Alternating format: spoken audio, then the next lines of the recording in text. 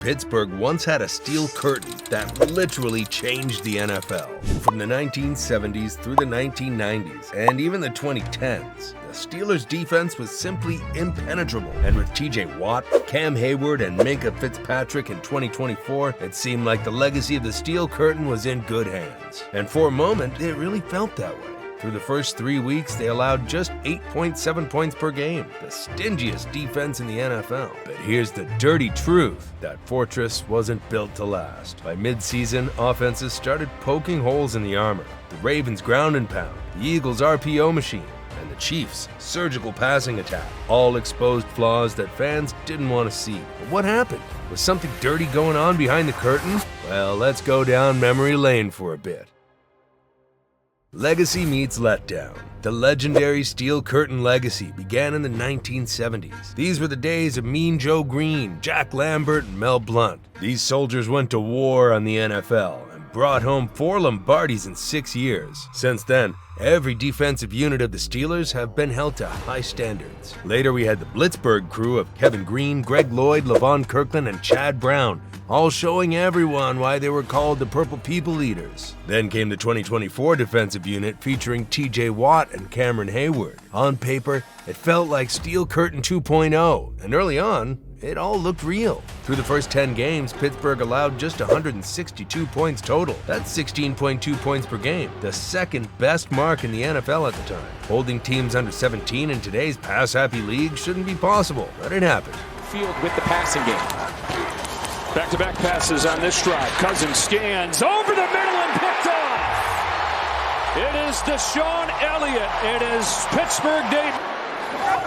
And miscommunication there in the timing. It deflected off of the motion man, and T.J. Watt's on top of it. T.J. Watt led the charge, forcing a league-high 6 fumbles and chasing quarterbacks like a man possessed. Cam Hayward was still clogging the middle with the kind of strength that makes centers look like tackling dummies. At that point, Pittsburgh was starting to believe that the defense could carry them back to the Super Bowl. But before we knew what was happening, it all fell apart. Over a brutal 5-game skid, the Steelers gave up 27 points per game. That's nearly double what they allowed early on. Think about that, going from Fort Knox to a revolving door in a split second. Lamar and the Ravens gashed the Steel Curtain 2.0 to the ground, while others like the Eagles shredded them with quick reads. Why? Well, by 2022, we already knew the trend. The Steelers' defense was on the field over 34 minutes a game in some losses, nearly 85% of total snaps. That's like asking a heavyweight fighter to go 20 rounds. Eventually, you're hitting the canvas. And once the fatigue set in, the Steelers lost their fight. It turns out that legacy is heavy. And in Pittsburgh, the weight of that tradition crushed this defense instead of lifting it. But that's not where the problem stops, because teams soon found out what they could do to that defense with a solid run game. Run defense getting truck-sticked. It's the wild card round. Derrick Henry lines up in the backfield and the Steelers know what's coming, but it doesn't matter. He plows through the line like a runaway semi. The Ravens came away with a 28-14 win, while Henry rushed for 186 yards and 2 touchdowns. Lamar Jackson also contributed with 2 passing touchdowns. And what a shock it was to see a franchise built on run-stopping toughness, letting one guy bulldoze them like it's Madden on rookie mode. But even then, the Steelers' run defense looked solid. After all, they gave up just 98.7 rushing yards per game in the regular season. This was the 6th best in the league. Now, although that sounds elite, tape tells a different story. Apparently, that Derrick Henry play wasn't a one-off. It was the ugly truth leaking through the stats. Teams attacked the middle, where outside of Cam Hayward and rookie Keanu Benton, the line was softer than a goal line fade. Opponents ran between the tackles on 51.2% of attempts, the 4th highest rate in the NFL. And to make matters worse, they gave up chunk plays too. Pittsburgh surrendered 43 runs of 10-plus yards. Even with Hayward notching double-digit tackles for loss, there simply wasn't enough depth behind him to hold up against the big boys. The Eagles, Ravens, and even the Browns pushed them around like it was backyard football. Worse still, the scheme didn't help either. Defensive coordinator Terrell Austin leaned on single high safety, which left linebackers like Patrick Queen in no man's land chasing motion and misdirection instead of plugging gaps. But as bad as that was, it was nothing compared to what pocket passers did to this secondary. Pocket passers carving up the secondary. All through the season, Steelers fans had to watch people like Patrick Mahomes shred the team with slick passes. And the numbers told it all. Pittsburgh allowed 228 passing yards per game, 8th most in the NFL. And down the stretch, it got ugly. In 5 of their last 6 games, they gave up multiple touchdown passes. I mean, you can't call yourself impenetrable when you let quarterbacks carve you up like Sunday brisket. But here's the thing, the scheme was part of the problem. The Steelers leaned heavy on zone looks, often pairing it with that single high coverage they love so much. Against precision quarterbacks, that's like handing them a cheat code. Joe Burrow, Jameis Winston, and Mahomes found soft spots in the coverage over and over again. Even in the red zone, where the Steelers looked decent, holding opponents to just 57.4% completion rate. However, towards the end of the year, the cracks showed up again. Over the final 7 games, they allowed 7.5 yards per attempt and a 5.7% touchdown rate, both ranking 25th. That's bottom-tier defense when it matters most.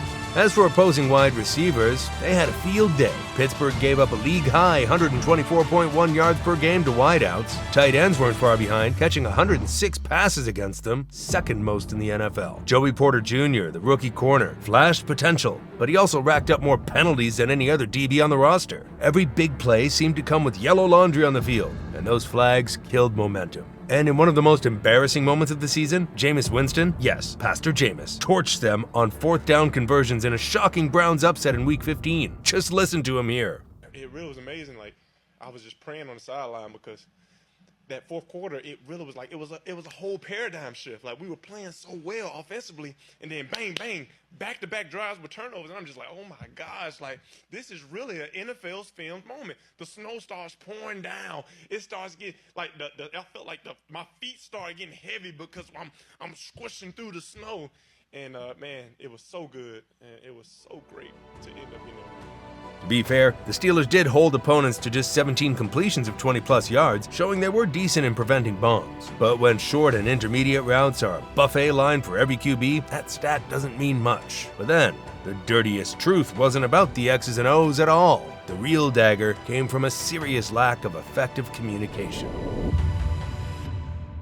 Communication chaos and execution fumbles. We saw lots of this from the Steelers in 2024. It's like the players suddenly forgot everything they knew and became rookies. At the post-game conference, Cam Hayward didn't sugarcoat it. We didn't get off the field enough on defense, offensive-wise, not enough points. Missed plays for splash. So what's happening? Well, Patrick Queen was openly calling out his teammates for blowing assignments. Slot corners like Cam Sutton and Beanie Bishop Jr. blitzed aggressively, but when they whiffed, it left wideouts like Travis Kelce running free over the middle. That's like biting on a play action only to realize the tight end is already in the end zone waving at you.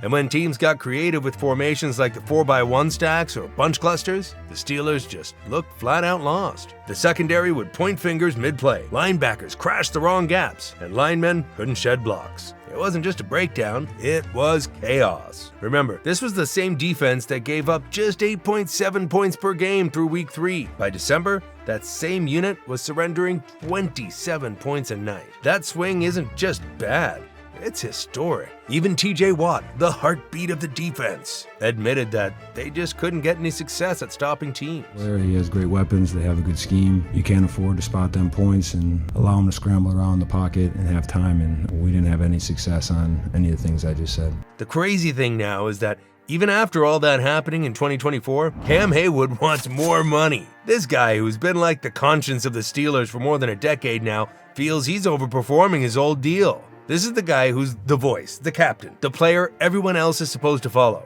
Well, if nothing else, it just shows that the authority he once carried is slipping away fast, and that the old alpha act just doesn't hold anymore. Either way, it feels like the collapse isn't over yet. Also, remember that the collapse wasn't just about X's and O's. It was about identity. And in 2024, missed tackles, blown coverages, and sideline arguments all proved that the so-called impenetrable defense was no more. At the end of the day, it's clear that although talent is important in football, it's not just enough. Execution, chemistry, and discipline matters more. And the Steelers lost all 3 when the season hit its hardest stretch. Early on, they came out swinging, holding opponents to under 10 points a game early on, making fans believe this was the second coming of the Steel Curtain. But as the season wore on, the cracks spread wide open. Derrick Henry and the Ravens trucked him for 299 rushing yards. Mahomes, Burrow, and yes, even Jameis Winston carved up the secondary like it was a Sunday cookout. And all of this actually came from the chaos inside the locker room.